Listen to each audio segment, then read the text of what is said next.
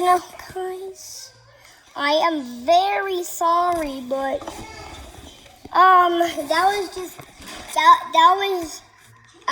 the storm just shriveled out. It was just a